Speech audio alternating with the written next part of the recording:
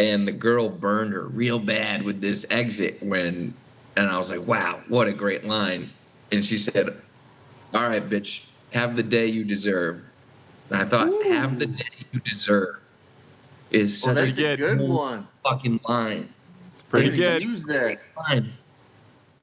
YUNKJunk. I've been doing my new game of singing songs as Blink-182. There's everybody. There we go. Sorry, I was a little too dark. There's I love you always forever. Near or far, hopefully together. So it's just Tom DeLonge sing song. Oh, sing a song like Tom DeLonge here on What Is This Podcast? All right, let's think of a new song. What All song I can say is that my life is pretty lame. All I can say is that my life. Yeah, there's pretty plain. And I don't like the rain, and that's okay. They have a lot of opportunity to like cover some hits. Some what if you. No, that's kind of already like the if same you genre. want to call me baby, just go ahead now. And if you want to call me maybe, just go ahead now. I smell sex and candy. Candy. Yeah. Candy. Do it with like you're doing all like 90s songs that kind of lend themselves. Do it contemporary. Do like yeah. See, I don't listen to it. We'll always love you. I want to hear I don't even know a modern song. What's a modern song? Do some Chapel Roan. I was just gonna do Pink Pony Club. I'm gonna keep on dancing at the Pink Pony Club. I thought it was Big Booty Club for a long time. Yeah, I always like change the lyrics just to piss my wife Booty, off. booty, booty, booty, rocka everywhere, rocka everywhere. I found you, Miss New Booty. There's this wave of music right now of like female-driven pop music. Tween wave? Yeah. I don't know what they call it, but you know, like Sabrina Carpenter and Billie Eilish and Chapel Roan, and you know it's like it's a little bit of a feminist movement that happens with this music. Because a lot of them are just like calling out men for being like terrible and like exposing their past relationships of guys being mean and like just putting it out there, and that's being celebrated, and honesty and personal touches in music should be celebrated. But like Tom DeLonge would say, I'm so sorry. My buddy who's a musician is just like had enough of it. So he's trying to lead like the revolution against it by himself. He's just like, I'm just going to start making music about how women are fucking insane. He's like, and then I'll be called a revolutionary and a leader of men. Yeah, let's get on board. Let's start it here. I'm on board. All right. Women be shopping.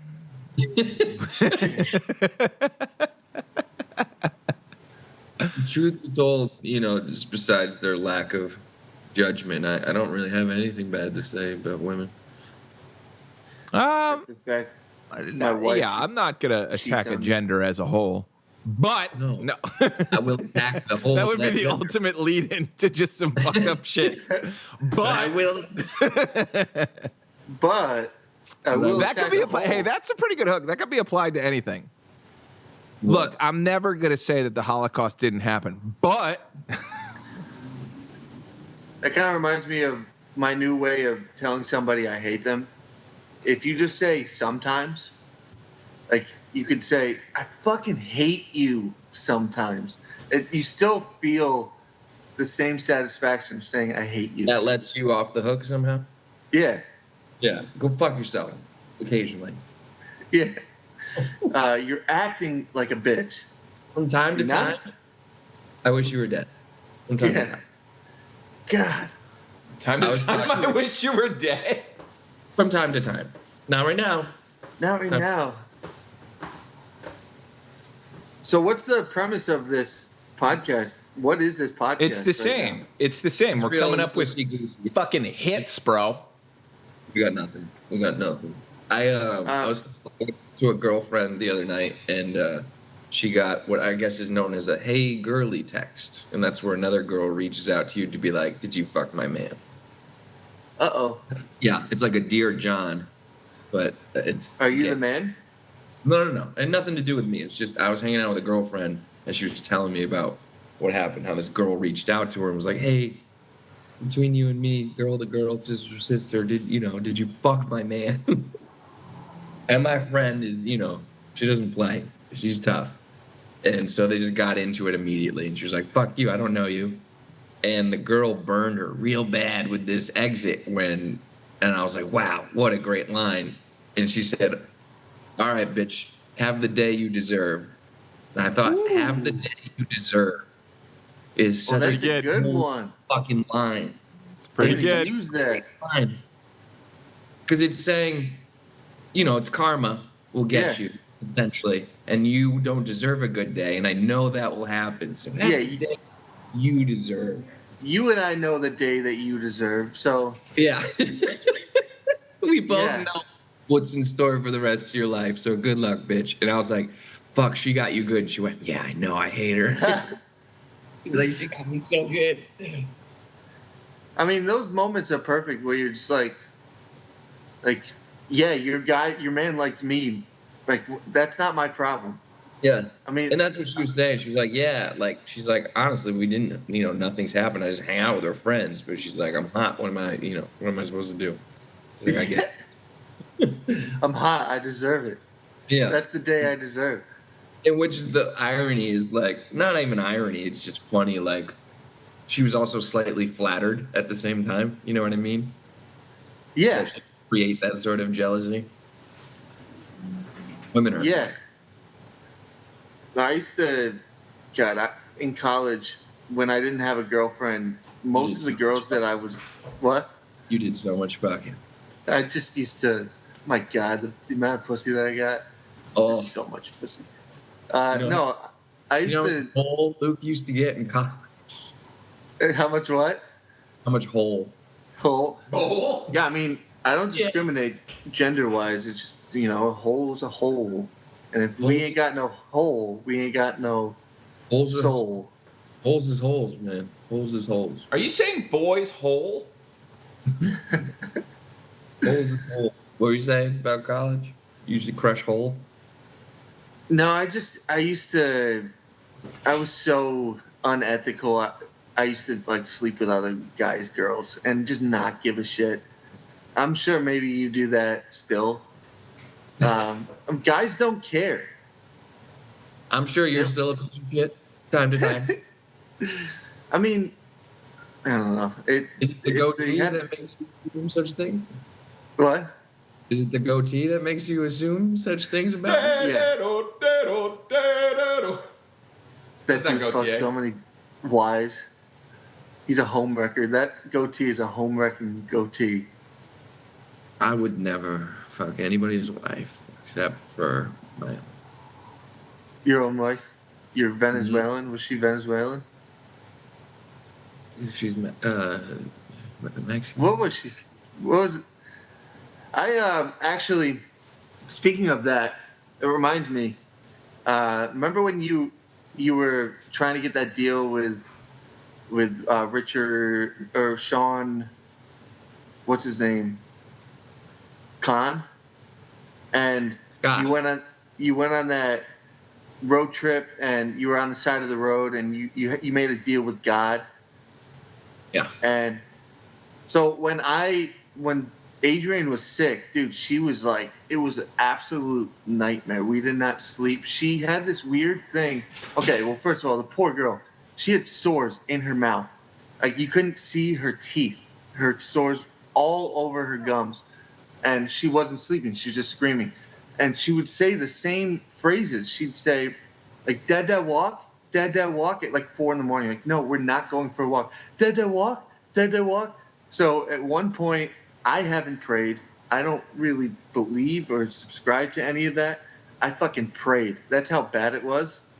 And I said, God, if you truly are, if I ever pray to you, God, I never ask you anything from me personally. I don't care what you do for me. It's just bring my girl back. I want my girl back. And I swear to God, the next day, like the sores went away, and she had like these sores around her mouth. They went away. She went straight back to her old self, and she's like even better than she was before. And I told him, if you do that, I will visit you more often. Like I will go to church. So we're going to church this Sunday. Like I'm a man of my word. Hey, cool. That's amazing. Esos a Cristo. So I guess we're gonna have a serious God conversation now. Yeah, I guess, yeah. There's got to be some jokes. Jokes. Hey, we'll see what happens. Let's do some Christian bits. Here we go.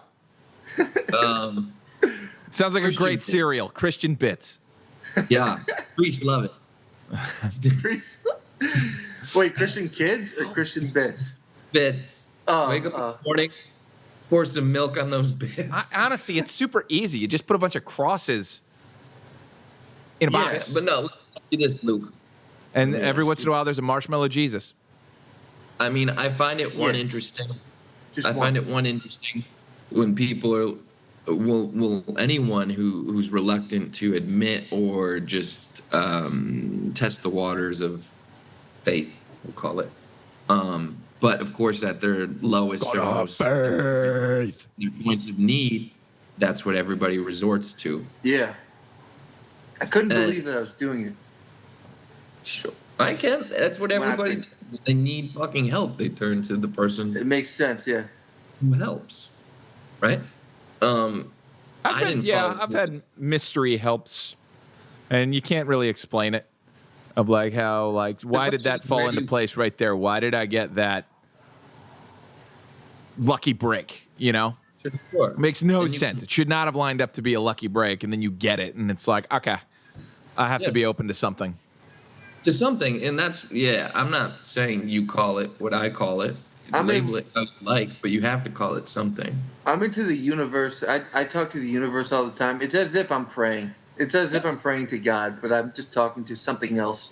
That's beautiful, but I'm saying, like, it seems like it made a profound sort of impact on you. It Like, did. Where do you go? Because so often I've done that a million times, and changed nothing afterwards. You know what I mean? Where do you go? Don't hurt me. I want to know. Where do I'm going to do it.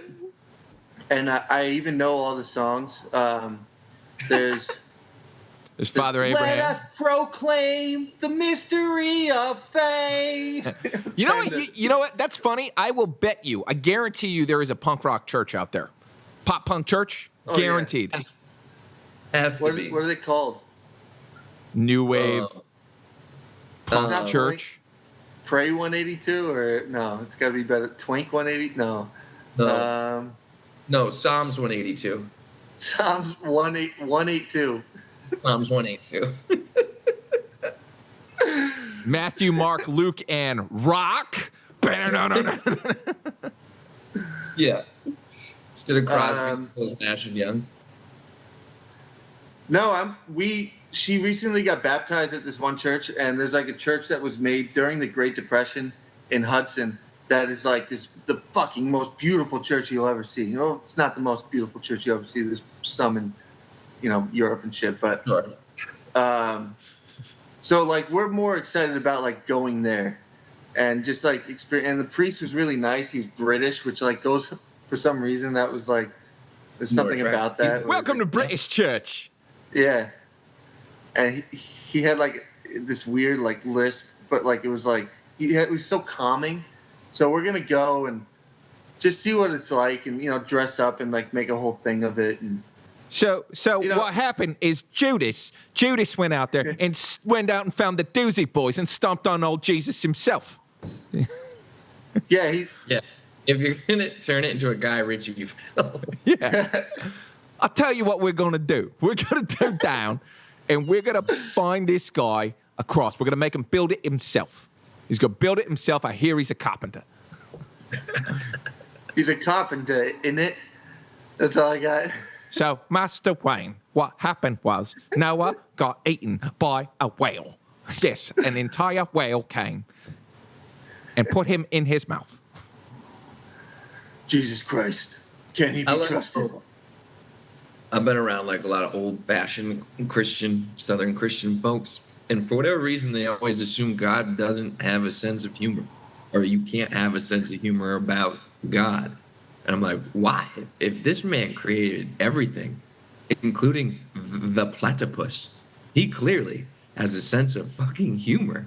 Like, yeah, how could he not? Like, I like that all of Zach's bits are stolen out of greeting cards. That was definitely on a first communion card. I don't know. But you know what I mean? It's like, of course he does. Why wouldn't it? Why can't you apply humor and levity to like the most, and I get it. It's just because they're very precious about the subject. But yeah. I think, hey, if there are religious he has people, the best sense of humor of all time. He's okay with it. He's like, I'll allow it. I'll allow comedy. I'll allow it. Only if it's good. Only if it's Louis C.K. Ooh, do you think God's a Louis C.K. fan? No, actually, I think he threw him a wicked curveball. Yeah. Yeah. Maybe he's testing him there. Yeah. But yeah, he won. No. I'm gonna make you a performer, and at the same time, I'm going to make your biggest kink jerking off in front of people. Yeah. Good. That's a sense of humor. That's a great sense of humor. It's a good point. Tremendous irony. Is that a fact, Jack? But yeah, you like jerking it in front of people. That is a fact. That's a known fact. Sin. There's a movie coming out about that. What, Louis C.K.? Or yeah, it's called Sorry Not Sorry, and it's the idea that he got away with it. But it's a bunch of like comedians who are like just trying to shit talk to like get into the mainstream, and it's like that's not gonna work. You just look stupid. Is Silverman in it? No. Michael Ian Black's in it. Jen Kirkman's in it. There's people looking. It's either people who have like gone and now need some way to hold on to fame, or have never quite made it. Yeah, I saw a clip once though of Sarah Silverman. Like, yeah, Louis jerked off in front of me. Yeah. Yeah. Whatever. He asked. I said sure. It was funny. Yeah. We moved on. Yes. I watched. Have you guys ever seen? James Franco made like a very indie guerrilla documentary called Saturday Night, and it's just about the week it's great. Saturday Night Live comes out. It's great. Oh yeah, that looks good. It's old as fuck. The episode that they do it from was from like 2008. John Malkovich. I thought there was a new movie. I can be out. John Malkovich. Yeah, and it's so funny that like that's that's got the 800-588-2300 and it gets cut and it's so funny. It's funny in the table. It's hilarious in the table. Luke, do you know what it is? No. Okay, so there was this bit. You remember 23588-2300 Empire, like the mattress commercial? Yeah. Or whatever it was. It was carpets. Carpets. So they went over the fact, like, it's such a weird jingle.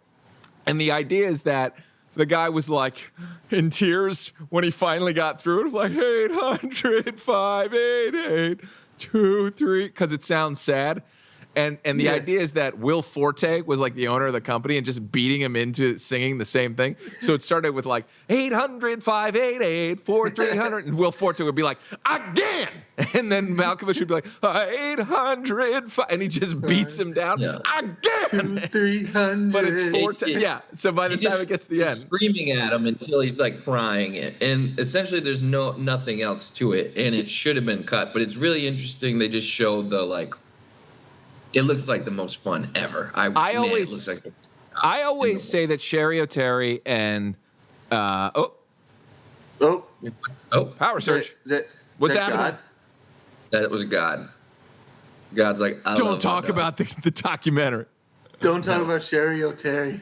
No, Sherry O'Terry and Will Forte, I think, are the most underrated SNL beasts. Oh yeah. Both of them were incredible on that show. Yeah, Forte was awesome, and it was such a reminder of how like versatile and hilarious um what's his face is from Portlandia. Fred Armisen? Armisen. Crazy how funny that guy was. And the fact that he's like a wildly amazing musician too. Yeah, that cast was pretty fucking. Yeah, Isn't we it go weird? back and Fred Armisen toured in bands alongside Green Day in like 1994, and then just Really? and way before his comedy career, he was just a punk rock guy. Mm-hmm. I did not know that. He'd make documentaries about like punk rock, and it's how he got his start in the film. Really? I didn't know that. Yeah, I think I was listening to him on. Maybe it was Marin. I don't know. I was listening to him talk about his, how he came up. He made all these punk rock like documentaries. And would sell them at these shows. A punk rock. All right, you know what jingle has lasted for years? Need a structured settlement. I have a structured settlement, but I need cash now. Yeah. Well, Jay, Larry David. You Blink-182. 877 cash now. And I need cash now. I have a structured settlement, and I needs to be in the lyrics. I need cash now. I was like the words. I'm already the voice inside my head. Don't wait for me. Zach, if you were trying to get a role as an actor and your agent was like, I got you in this J.G. Wentworth commercial, but you have to Wentworth. You have to wear like opera costume because that's what they wear. Like I saw one recently. They're in like a bowling alley and they're all wearing like opera costumes. And I was like, that's so fun. Yeah, because it's like kind of funny and like satirical. It's goofy. That's what was cool too about that documentary of like when they're picked. Man, they just like one of their best sketches on that episode. Seth Meyers writes like an hour before the fucking deadline, the jacuzzi one. Really? Jacuzzi? Yeah. Jacuzzi. It's like they're doing dangerous liaisons in a hot tub. I don't remember that. I remember Shakiki does the sloppy swish. What? Look it up. It's awesome. Anne Hathaway's in it. And it's just these people just like, they're in the Isle of Manhattan. And Keenan's like in a safari outfit.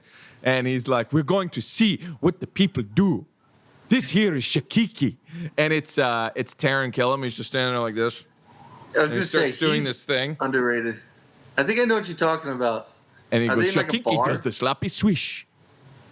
They're starting a family. At one point, he spits like acid on Anne Hathaway, and then she becomes one too and starts doing the sloppy swish. It's so funny, man. Bananas. But just the risks that they take and how quick they just take one idea and then just commit to it, I admire so much. And you just throw so much shit against the wall. Well, I mean, think about that Dear Sister one with the Shia LaBeouf. That is so funny and is nonsense. Utter nonsense. Well, it's not if you've seen that episode of the OC, though. Yeah, I know that song. They're just like running the what you jokes say? Ooh, it's always been bad. Yeah, after the finale or whatever of the OC, where she shoots the brother. What you say? But you have to know, you have to know that. Otherwise, it is just silly and it's very, very stupid. In a documentary now, Bill Hader, I think the best one is Bill Hader when he's like a one-man show on stage. Do you remember that one? Where he's like talking about like moving out of his apartment or like they're forcing him out of his apartment. And it's just like that was the moment where I realized like Bill Hader is incredible. He is the greatest. Like he's versatile. And then at the end, you look at the credits, the entire thing was written by Seth Meyers. Like, he was the head writer for like a long time, 10 years. Just like what? And that's what's really interesting too is like they all revere. Like it's so obvious that Bill Hader's the funniest one on the cast by far, and like you can see is like he's like directing in the rehearsals of like we should do this camera, blah blah blah blah blah, and you can just see like the filmmaker before he's able to make his own stuff. It's crazy that Ted Lasso and Barry are fucking both in that cast. Yeah. To go on and have such iconic, characters and success with their own projects. So talented. And like even the people you never hear of are so talented. Yeah. Taron Killam. That's his name, right? Taron Killam. Taron Killam.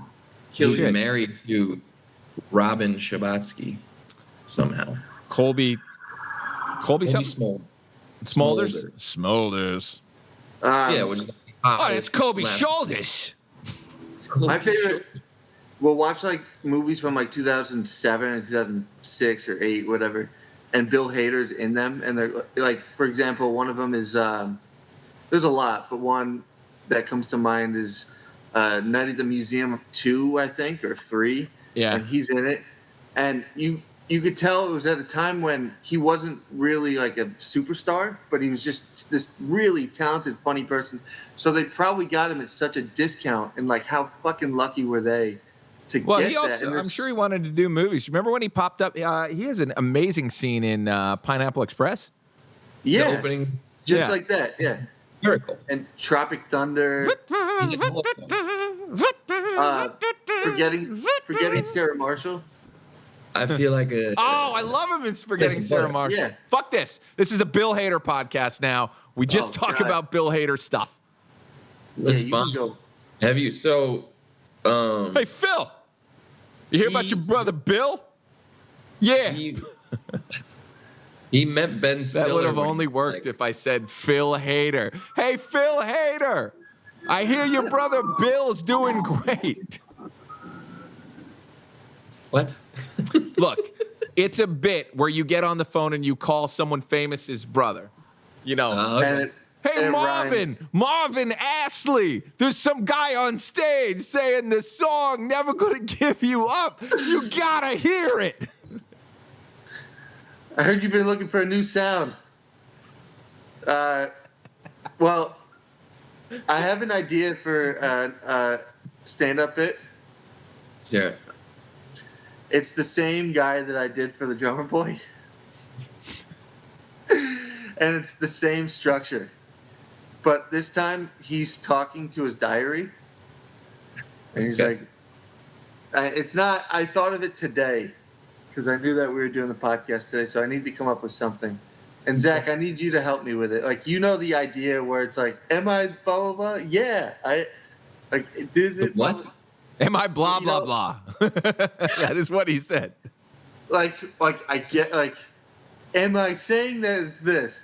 Maybe I am. Yeah. Like, that's like the whole premise of it. Okay. So, but instead of saying that, you went, Zach, that thing where it's maybe I'm blah, blah, blah. I thought maybe you remembered. Come on, blah, blah, blah. Like when he goes like, blah, blah, blah. Are you going to get shot? Yeah, you're going to get shot, son. I'm not going to sugarcoat him. So he goes like, Dear Diary. You got shot. We've seen a lot of death. We've seen a lot of destruction.